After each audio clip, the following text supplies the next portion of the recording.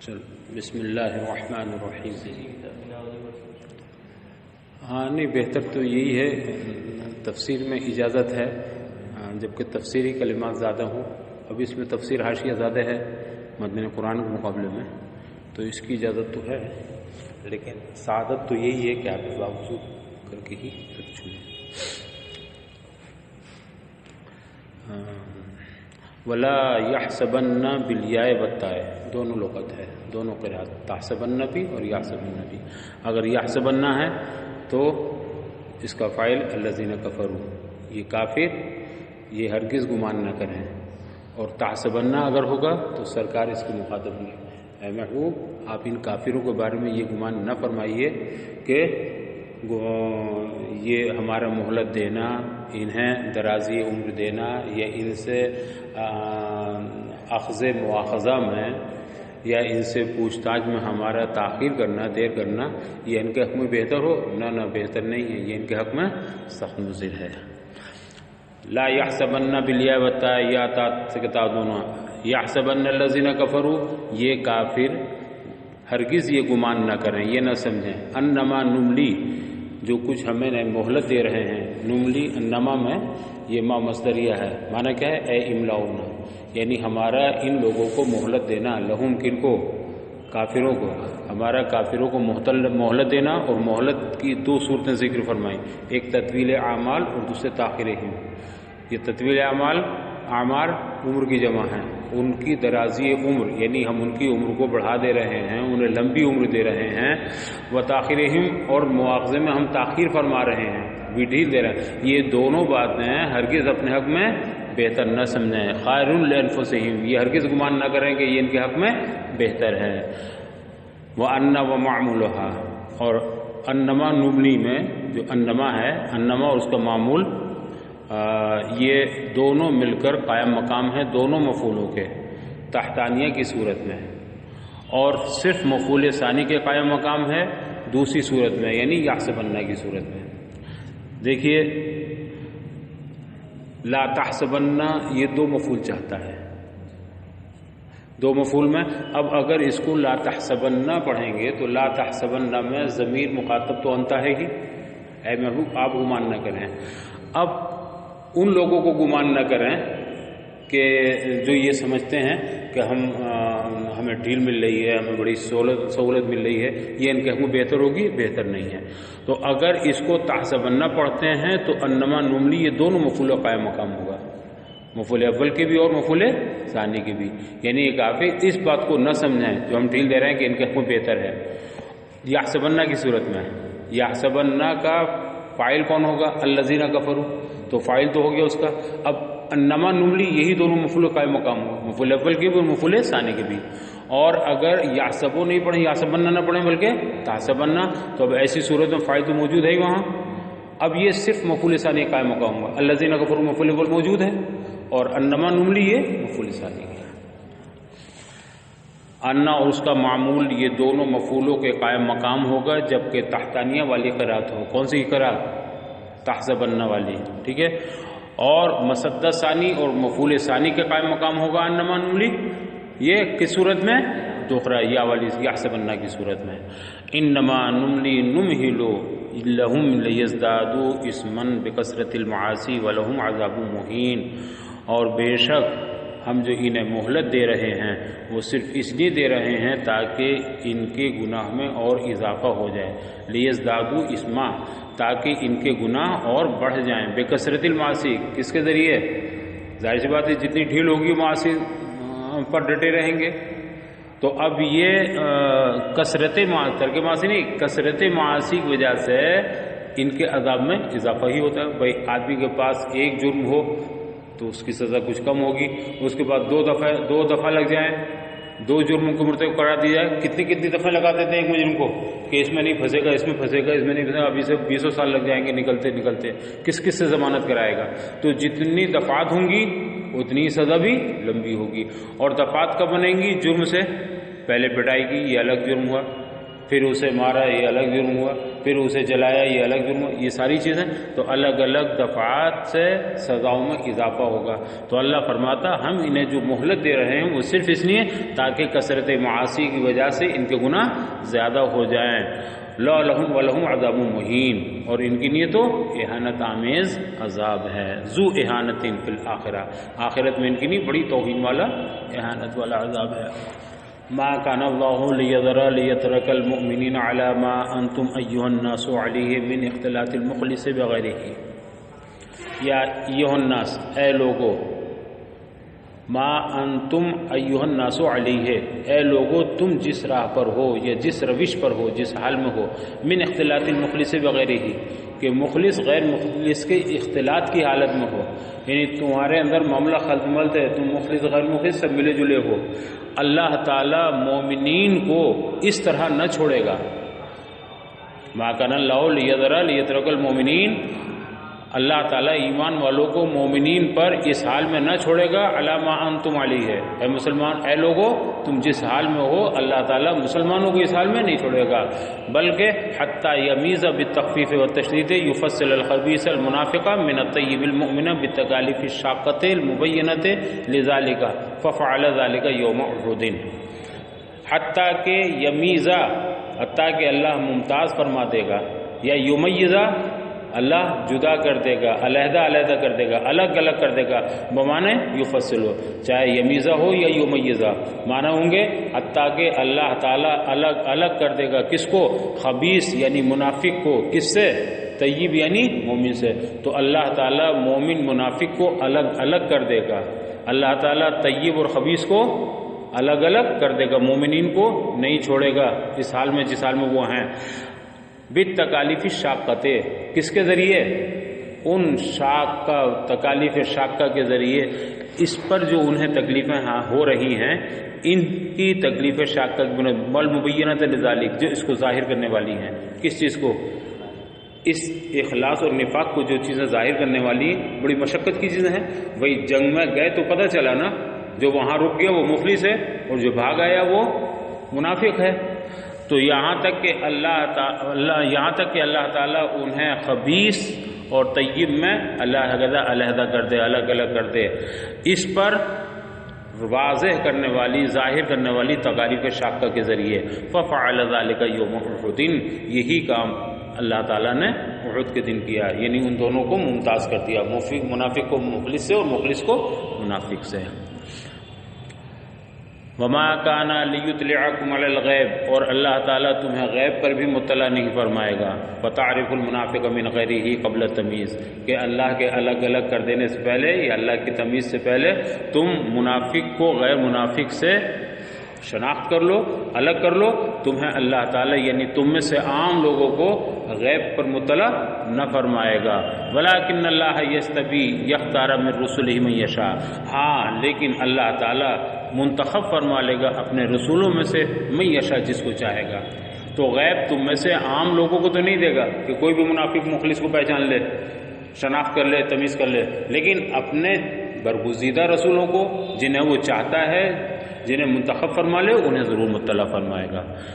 یہ آیت بھی علم غیب پر بالکل نص قطعی ہے، اس سے صاف ہو رہا کہ اللہ تعالیٰ اپنے نبیوں کو غیب پر اطلاع دیتا ہے، وہ غیب کے جاننے والے ہوتے ہیں، عالم غیب ہوتے ہیں۔ ایک فرق یہ رکھیے گا ذہن میں، ایک عالم غیب ہے اور ایک عالم الغیب ہے۔ تو عالم الغیب تو اللہ کی صفت ہے، عالم الغیب والشہادہ، لیکن عالم غیب اس کے تمام نبی ہو سکتے ہیں، اور نبی کریم صلی اللہ علیہ وسلم تو ہیں ہی، ان پر تو کتنے دلائل موجود ہیں۔ فَيَطْلُعُ عَلَى غَيْبِهِ كَمَا اطَّلَعَ النَّبِيَّ صلی اللہ علیہ وسلم عَلَى حَالِ الْمُنَافِقِينَ، لیکن اللہ تعالیٰ اپنے رسولوں میں سے جس کو منتخب فرما لیتا ہے اس کو، جس کو چاہتا ہے غیب پر مطلع فرماتا ہے۔ فَيَطْلُعُ عَلَى غَيْبِهِ، چنانچہ اللہ تعالیٰ نے اپنے غیب پر مطلع فرمایا نبی کریم صلی اللہ علیہ وسلم، کما اطلاع النبی، جیسے کہ نبی کریم صلی اللہ علیہ وسلم کو مطلع فرمایا منافقین کے حال پر۔ آپ نے ایک موقع مسجد میں ارشاد فرمایا، اخرج فإنک منافق، فخرج فإنک منافق، یا فلاں کر کے گویا آپ کو بذریعہ وحی بتلا دیا گیا تھا کہ ان میں کون کون منافق ہیں۔ فآمنوا باللہ ورسولہ، اے مومنو نہیں اے لوگو اللہ اس کے رسول پر ایمان لاؤ، وَإِن تُؤْمِنُوا وَتَتَّقُوا النِّفَاقَ، اور اگر تم اللہ پر ایمان لے آئے اور تم نے نفاق سے پرہیز کیا تو فَلَكُمْ أَجْرٌ عَظِيمٌ، تو تمہارے لیے اجر عظیم ہے، جنت ہے۔ وَلَا تَحْسَبَنَّ بِالتَّاءِ وَالْيَاءِ، یہاں بھی دونوں قرات ہیں، تحسبن بھی اور یحسبن بھی۔ الذین یبخلون، اور ہرگز وہ گمان نہ کریں وہ لوگ جو بخل کرتے ہیں، بما آتاہم اللہ من فضلہ، اللہ نے جو انہیں اپنے فضل سے نوازا ہے، اللہ نے جو انہیں انعامات دیے ہیں، مال و دولت دیا ہے، اس میں جو لوگ بخل کرتے ہیں، کیسے بخل کرتے ہیں؟ عیب زکاتہ ہی، یعنی ترک زکات کے ذریعے۔ مال دیا اللہ نے، صاحب نصاب بنایا، لیکن جب زکات کا وقت آیا تو زکات نہ نکالی، تو ادائے زکات میں بخل کرتے ہیں۔ ہوا اے بخلہم خیر لہم، تو یہ لوگ بھی گمان نہ کریں کہ یہ ان کا بخل ان کے حق میں بہتر ہوگا۔ تو یہ بخیل ہرگز نہ سمجھیں کہ ہمارا بخل ہمارے حق میں بہتر ہوگا۔ اس وقت تو لگ رہا انہیں کہ یار 100 روپے میں 2.5 روپے نکالنے پڑ رہے تھے، کیسے کیسے تو 1 لاکھ روپے کمائے ہیں اس سال میں، اب 2,500 دے دیں فقیروں کو غریبوں کو، تو 2,500 کو نقصان ہو گیا۔ نہیں، اس وقت یہ کنجوسی کر کے بخل کر کے 2,500 روک لیں گے اپنے، مگر یہ 2,500 ان کے حق میں بہتر نہیں ہوں گے، یہ 97.5 کو بھی خطرے میں ڈال دیں گے۔ جب 2.5 نکال دیتے تو 97.5 کی حفاظت ہوتی، ذمہ کرم میں اللہ کی ہوتی اس کی حفاظت، لیکن جب انہیں زکوٰۃ نہیں نکالی تو سب خلط مت رہا محل کچل، لہذا اب یہ بھی خطرے میں پڑ جائیں گے۔ جیسا ہوتا ہے نا کہ اگر 10 سیبوں میں ایک سڑا ہوا سیب رکھ دو تو ان 10 کی بھی خیر نہیں ہے، وہ بھی تو خراب ہو جائیں گے۔ اسی طرح سے یہ 2,500 روپے رکے ہیں 1 لاکھ میں، یہ 2,500 میل ہیں کہ نہیں، یہ گندے ہیں، اور جب یہ اس میں ملے رہیں گے تو اس کو بھی خراب کر دیں گے، نہ معلوم کہاں ضائع ہو جائیں، ہو سکتا ہے وکیلوں میں چلے جائیں، ڈاکٹروں میں چلے جائیں، بیماریوں میں چلے جائیں، کہاں خرچ ہو سکتے ہیں۔ تو یہ ہرگز یہ فقیر لوگ اس بات کو گمان نہ کریں، نہ سمجھیں کہ ان کا یہ بخل ان کے حق میں بہتر ہے۔ لا تحسبن بالتاویل الذين يقولون بما آتاهم الله من فضله اے بزکاتی ہوا، یعنی ان کا یہ بخل کرنا خیر لہم، وہ کبھی گمان نہ کریں کہ وہ ان کے حق میں بہتر ہوگا۔ یہ خیر لہم یہ بھی مفعول ثانی ہے، خیر لہم لا تحسبن الذین اور یحسبن دونوں رکعت ہیں نا، دونوں قرات ہیں، تو کہتے ہیں خیر لہم یہ مفعول ثانی ہے اور ضمیر فصل کے لیے ہے۔ کون سی ضمیر؟ یہ جو آیا ہوا خیر لہم، یہ ضمیر فصل کے لیے ہے۔ والاول بخلہم مقدرا قبل الموصول، اچھا جی، اور مفعول اول جو بخلہم ہے یہ مقدر ہوگا اس میں موصول سے پہلے فوقانیہ کی صورت میں۔ جب تم پڑھو گے لا تحسبن، تو لا تحسبن کے بعد مفعول محذوف ہوگا، یہ مفعول کہاں محذوف ہوگا؟ تو کہتے ہیں یہ اس میں موصول سے پہلے ہوگا، الذین سے پہلے۔ اب عبارت یہ ہوگی تقدیر کے بعد لا تحسبن بخل الذین کا بخلو یا یبخلون جو لوگ بخل کرتے ہیں، یوں کہہ لیجئے لا یحسبن البخلاء، بخلا ہرگز گمان نہ کریں۔ تو یہ اگر فوقانیہ کی صورت ہے، تا کی صورت ہے، تو بخلہم کہاں مقدر مانا؟ قبل موصول، بخل الذی ہو جائے گا۔ لا تحسبن کے بعد جب بخل مانے اور الذین سے پہلے مانے تو کیا پڑھیں گے؟ لا تحسبن بخل الذین، ٹھیک ہے، یبخلون، اور فوقانی وقبل ضمیر علی التحتانیہ، اور ضمیر سے پہلے یہ مفعول خیر لہم محذوف ہوگا ہوا سے پہلے۔ اب معنی یہ ہوں گے لا یحسبن، تحتانیہ کی صورت میں نا، لا یحسبن الذین یبخلون بما آتاہم اللہ من فضلہ بخلہم، وہ خیر لہم، اپنے بخل کو وہ یہ نہ سمجھیں کہ وہ ان کے حق میں بہتر ہے۔ خیر لہم مفعول ہے، ٹھیک ہے نا، اس مفعول کی 2 صورتیں ہیں، یا تو الذین سے پہلے مقدر ہوگا یا ضمیر سے پہلے مقدر ہوگا سے پہلے۔ اگر فوقانیہ کی صورت ہوگی تو الذین سے پہلے ہوگا، اور تحتانیہ کی صورت ہوگی تو ہوا ضمیر فصل سے پہلے ہوگا۔ یہ بل ہوا شر لہم، یہ ان کے حق میں بہتر نہیں بلکہ ان کے حق میں بہت برا ہے۔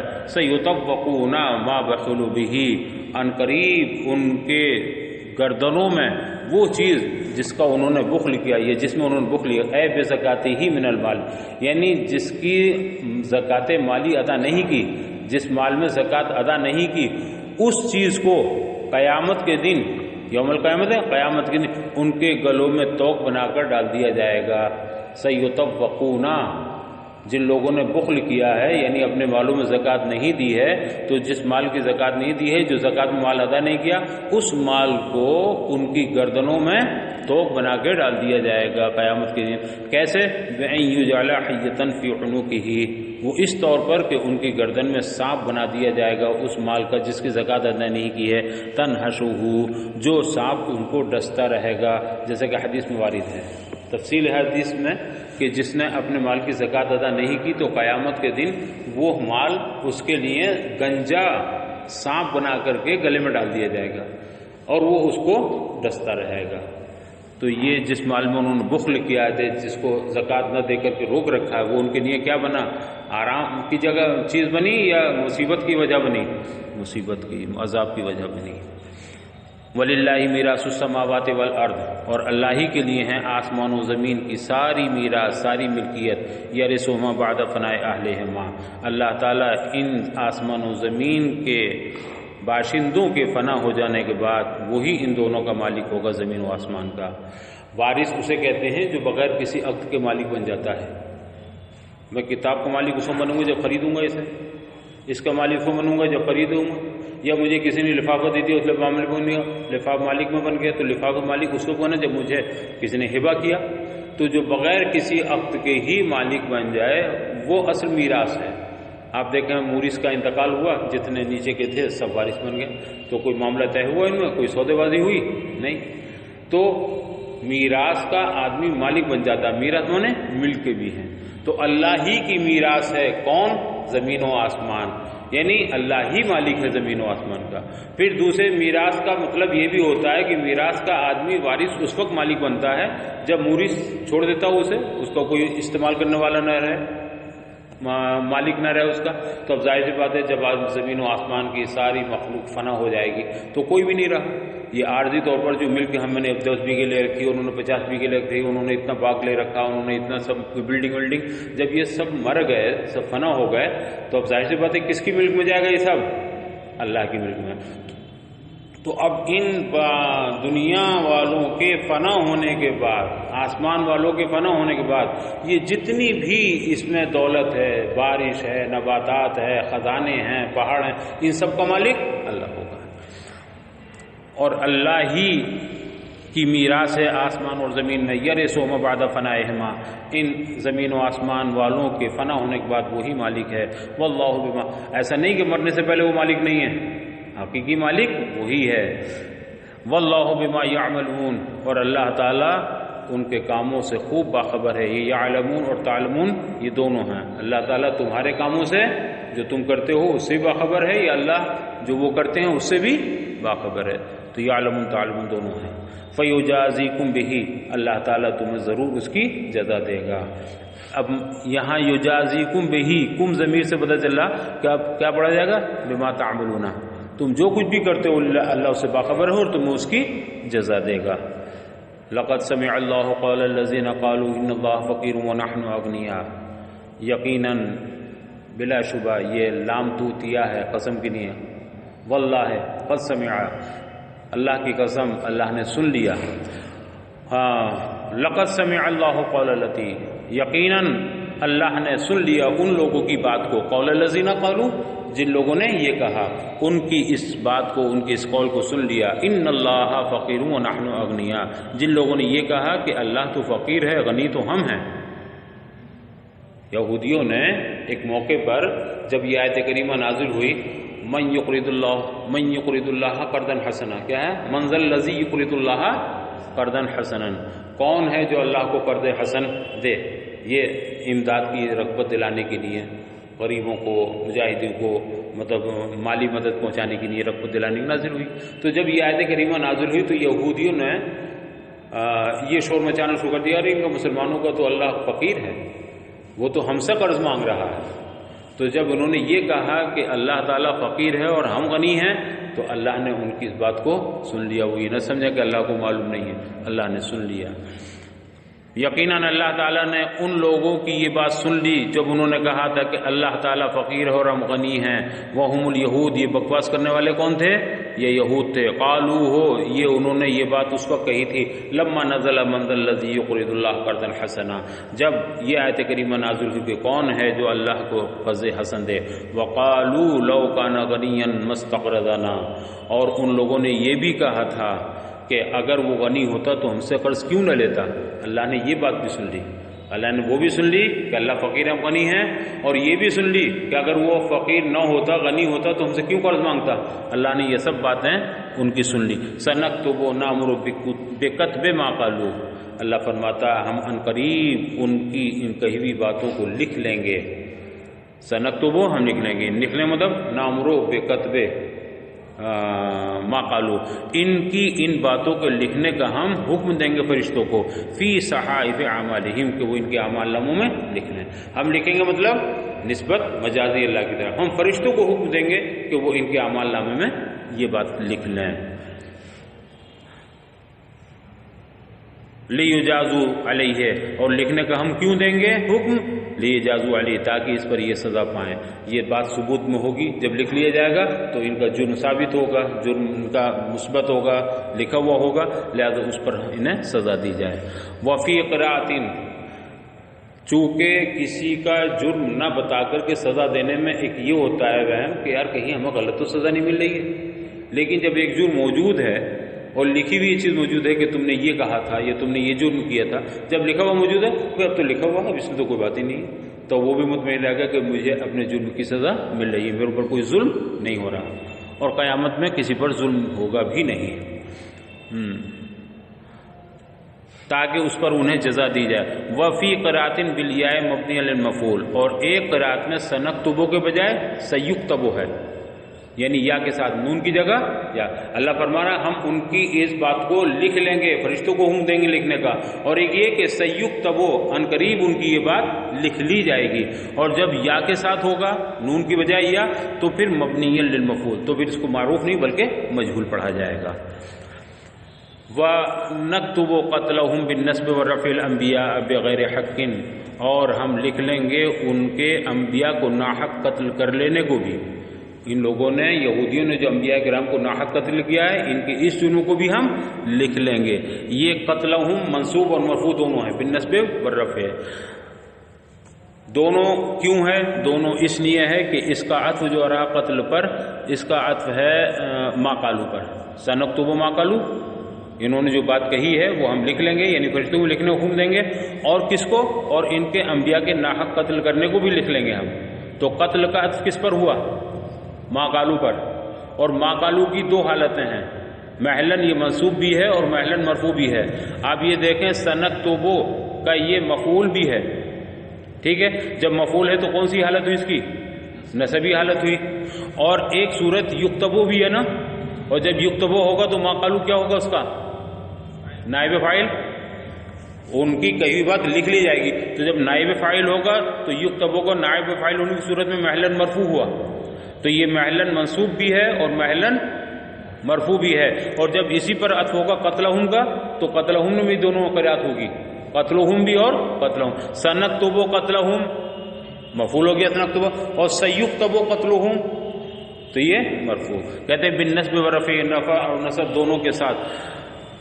بن نون والیاء ہے نا، یا اور نون دونوں کے ساتھ. ویقول، یہ یقول کی بات بتا رہی ہے، سنکتب نہیں. اور یہ یقولو یہ نون و تا یا کے ساتھ ہے، نقولو اور یقولو.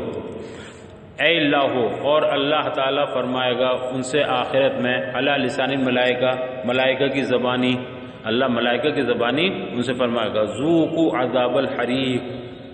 اللہ فرمائے گا، اللہ خود نہیں فرمائے گا بلکہ کس کے ذریعے فرمائے گا؟ فرشتوں کے ذریعے فرمائے گا. کیا؟ ذوقوا عذاب الحریق، تم اس عذاب جہنم کو چکھو، اس آتش سوزاں کے، اس جلتی ہوئی آگ کے ذرا عذاب کو چکھو. وَيُقَالُ لَهُمْ إِذَا أُلْقُوا فِيهَا، اور جب انہیں دوزخ میں ڈال دیا جائے گا، جہنم میں ڈال دیا جائے گا تو ان سے کہا جائے گا ذَلِكَ الْعَذَابُ، یہ جو عذاب تمہیں ہو رہا ہے، جو تمہیں عذاب مل رہا ہے، بِمَا قَدَّمْتَ أَيْدِيكُمْ، یہ تمہارے خود اپنے ہاتھوں کی کمائی ہے، یہ تمہارے اپنے کرتوت ہیں، تم نے یہ جرم کیے ہیں دنیا میں تو اب اس کی سزا تمہیں مل رہی ہے. تو ان سے کہا جائے گا یہ جو عذاب ہے بما قدمت ایدیکم، یہ تمہارے اپنے ہاتھوں کی کمائی ہے، یعنی تمہارے ہی کرتوتوں کی بنیاد پر ہے. عبر بها عن الانسان لان اکثر الافعال تزاول بهما. ہاں، اور ہاتھ سے انسان کی تعبیر ہاتھ سے کی. عبر بها ایدی سے تعبیر کی انسان کی، کہنا کیا چاہیے تھا؟ انسان کہنا چاہیے تھا بما قدمت یا بما قدمتکم، بما قدمکم، تم نے جو کچھ بھی کیا ہے نا. تو یہاں ایدیکم جو لائے اور انسان سے اس کو تعبیر کیا، اس لیے کہ لأن اکثر الافعال تزاول بہما، اس لیے کہ انسان کے اکثر افعال انہی دونوں ہاتھوں سے انجام پاتے ہیں. کفر تو زبان سے بھی ہوتا ہے، نگاہوں سے بھی ہوتا ہے، ہاتھ پیروں سے بھی ہوتا ہے، ہر طرح. بھائی خدا خیر معاذ اللہ آپ نے کوئی کلمہ کفر بک دیا تو یہ زبان کا کفر ہوا. آپ نے کلمہ کفر کان سے سن کر کے اس پر رضامندی ظاہر کر دی، قبول کر لیا اسے، یہ کان کے ذریعے کفر ہوا، نہ سنتے نہ کفر ہو. آپ نے معاذ اللہ قرآن کریم کی توہین کر دی ہاتھ سے یا پیر سے، تو یہ کس کے ذریعے کفر ہوا؟ ہاتھ پیر. تو کافر کفر تو کسی بھی ذریعے سے، لیکن عام طور پر جو کفر ہوتا ہے یا نافرمانیوں کا ارتکاب ہوتا ہے وہ کس کے ذریعے؟ ہاتھ کے ذریعے. تو اس لیے ہاتھ کو کہا گیا. مراد کیا ہے؟ انسان ہی ہے، اس کی ذات ہی ہے. فَأَنَّ اللَّهَ لَيْسَ بِظَلَّامٍ لِّلْعَبِيدِ، اور یقیناً اللہ تعالیٰ ظلم کرنے والا نہیں ہے. ظلام مبالغہ کا صیغہ ہے مگر ذی ظلم کے معنی میں ہے، ظلم والا نہیں، یعنی اس میں فاعل کے معنی میں ہے. ایک شبہ یہ ہو سکتا تھا کہ اللہ تعالیٰ بہت زیادہ ظلم کرنے والا نہیں ہے، ظلام مبالغہ کا صیغہ تو تھوڑا بہت ظلم کرتا ہوگا معاذ اللہ، لیکن نہیں، اللہ تعالیٰ صرف ظالم کے معنی میں ظلام، یہاں کس کے معنی میں ہے؟ ظالم، ذی ظلم. اللہ ظلم کرنے والا نہیں ہے، معمولی بھی ذرہ برابر بھی وہ ناانصافی اور ظلم نہیں فرماتا. للعبید، اپنے بندوں کے تعلق سے اللہ تعالیٰ ظلم کرنے والا نہیں. فیعذبہم بغیر ذنب، کہ انہیں بغیر گناہ بغیر جرم کے سزا دے، یہ اللہ کی شان کے لائق نہیں ہے، اللہ ایسا نہیں ہے. الذین نعت للذین قبلہ، یہ الذین بھی ما قبل الذین کی صفت ہے نا. قالوا لمحمد، یہ وہ لوگ ہیں جنہوں نے نبی کریم صلی اللہ علیہ وسلم سے کہا. قالوا، ان لوگوں نے نبی کریم صلی اللہ علیہ وسلم، ان اللہ عہد الینا فی التورات، ارے اللہ تعالیٰ نے تو ہم سے عہد لیا ہے، ہم سے وعدہ کیا ہے، یا اللہ تعالیٰ نے ہمیں حکم دیا ہے تورات میں، اللہ نؤمن لرسول نصدقہ، کہ ہم کسی رسول پر بھی ایمان نہ لائیں، یعنی اس رسول کی تصدیق اس وقت تک نہ کریں حتی یاتینا بقربان تاکلہ النار، جب تک وہ ایسی قربانی کا ہمارے پاس حکم نہ لائیں کہ جس قربانی کو آگ کھا جاتی ہے. تو ہمیں اللہ نے یہ حکم دیا تورات میں، فلا نؤمن لک، تو ہم آپ پر بھی ایمان نہیں لاتے. یعنی اللہ نے ہمیں حکم دیا ہے کہ تم ایمان نبی پر اسی وقت لانا جب تمہیں وہ ایک معجزہ یہ والا دکھا دیں کہ ایک آگ آتی ہے جو قربانی کے جانور وغیرہ کو اگر قبول ہونا ہوتا ہے تو اسے جلا کے چلی جاتی ہے، رخصت ہو جاتی ہے، اور اگر وہ قربانی قبول نہیں ہونی ہوتی ہے تو وہ اپنی جگہ پڑی رہتی ہے. تو جب یہ معجزہ تمہیں نبی دکھائیں تب تم ایمان لانا. یہ ان یہودیوں نے رسول اللہ صلی اللہ علیہ وسلم سے کہا، حالانکہ یہ بالکل من گڑت تھی، ایسا نہیں تھا. اور اگر تھا بھی ایسا تو صرف بنی اسرائیل کے انبیاء کرام میں حضرت عیسیٰ علیہ السلام کو چھوڑ کر کے باقی انبیاء کرام کے نہ تھا. تو حضرت مسیح اور اللہ کے آخری نبی صلی اللہ علیہ وسلم ان دونوں کو چھوڑ کر کے باقی انبیاء بنی اسرائیل کے لیے تھا کہ وہ اگر یہ معجزہ پیش کریں، یہ معجزہ لے کر آئیں کہ اللہ کے حکم سے جو قربانی قبول ہو جاتی ہے وہ آگ آ کر کے جلا ڈالتی ہے، اور جو قربانی قبول نہیں ہوتی وہ ویسی پڑی رہتی ہے، یہ اگر معجزہ دکھائیں تو تم ایمان لانا. تو یہودی نے کیا کہا سرکار سے؟ حالانکہ سرکار اس سے مستثنی تھے، مگر انہوں نے سرکار سے کہا کہ ہمیں تو حکم یہ، ہم کیسے آپ کو ایمان لے آئیں، یا پھر آپ ہمیں وہ دکھا دیجئے. وہ معجزہ کون سا معجزہ؟ قربانی والا کہ آگ آئے اور جلائے اور پھر چلی جائے آگ. تو وہ کہنے لگے یہود، فلا نؤمن لک، اے محمد ہم آپ پر بھی ایمان نہیں لائیں گے، حتی تأتینا بہ، یہاں تک کہ آپ وہ والا معجزہ بھی ہمارے پاس لے آئیں. کون سا معجزہ؟ آگ والا معجزہ، قبولیت کی پہچان والا. حتیٰ کہ آپ اس آگ والے حکم کو بھی، اس قربانی والے حکم کو ہمارے پاس لے آئیں. وَهُوَ مَا يَتَقَرَّبُ بِهِ إِلَى اللَّهِ تعالیٰ، اور قربانی، یہ قربانی بے قربانی، ایسی قربانی کا حکم لے کر آئیں. تو قربانی سے مراد وہ چیز ہے جس کے ذریعے اللہ کا قرب حاصل کیا جائے، تقرب الی اللہ کے لیے جو چیز استعمال کی جائے، اختیار کی جائے، اسے کیا کہتے ہیں؟ قربانی. من نعم وغیرہ، وہ چاہے جانور وغیرہ کے کسی قبیل سے ہو، جانور ہو یا کچھ اور ہو۔ تو اس وقت بنی اسرائیل میں یہ تھا، اگر جانور ہے، گائے اونٹ بیل وغیرہ ہے، تو ظاہر سی بات ہے یہ ذبح کر کے رکھ دیتے تھے، آگ آتی جلا کے چلی جاتی تھی، یا اس کے علاوہ اور ان 3 جانوروں کا گھوڑا ہے، گدھا وغیرہ، تو وغیرہ ہی میں یہ آ جائے گا۔ فَإِن قُبِلَ جَاءَتْ نَارٌ بَيْضَاءُ مِنَ السَّمَاءِ، اب اگر وہ قربانی مقبول ہوتی تو ایک سفید آگ آسمان سے آتی، فَأَحْرَقَتْهُ، اور وہ آگ اس قربانی کو جلا کر چلی جاتی، وَإِلَّا بَقِيَ مَكَانَهُ، اور اگر وہ مقبول نہ ہوتی تو اپنی جگہ پڑی رہتی۔ آسمان سے ایک سفید آگ آتی، آگ تو لال ہوتی ہے لیکن آگ سفید بھی ہوتی ہے، ہری بھی ہوتی ہے، کالی بھی ہوتی ہے، لال بھی ہوتی ہے۔ آپ دیکھیں جو ویلڈنگ والے کرتے ہیں نا، تو ویلڈنگ والی جو آگ نکلتی ہے کتنی تیز آگ ہوتی ہے، وہ کالی ہوتی ہے؟ نہیں، وہ تو نیلی ٹائپ کی ہوتی ہے، وہ اسی میں اور تیز ہوتی ہے، سفید ہوتی ہے۔ تو سفید آگ بھی بہت تیز ہوتی ہے۔ تو وہ ایک سفید آگ آتی تھی جس میں دھواں نام بھی کوئی چیز نہیں ہوتی تھی، صرف آئی بجلی کی طرح سفید، اور بڑی کڑک کے ساتھ، گرج کے ساتھ آتی تھی۔ دھواں تو نہیں ہوتا تھا مگر جیسے بجلی کڑکتی ہے ایسی گرج اور کڑک کے ساتھ آتی تھی، اور آ کر کے جلا کے فوری چلی جاتی تھی۔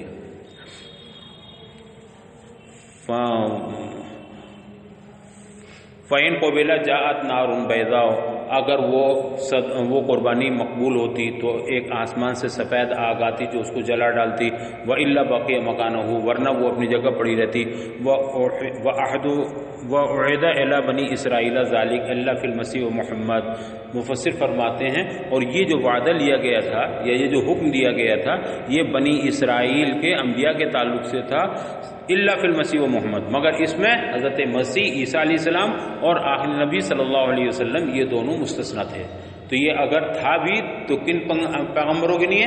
جو ان دونوں کے علاوہ دوسرے انبیاء بنی اسرائیل تھے، کہ وہ یہ معجزات دکھائیں اور ایسی قربانی کا حکم لائیں تب ایمان لانا، مگر انہوں نے اللہ کے رسول سے یہ کہا تھا۔ قال تعالی، اللہ تعالیٰ اپنے محبوب سے فرماتا ہے، قل لہم توبیخا، اے محبوب ذرا ان کو توبیخا، زجر و توبیخ، سرزنش کے طور پر ان سے کہیے۔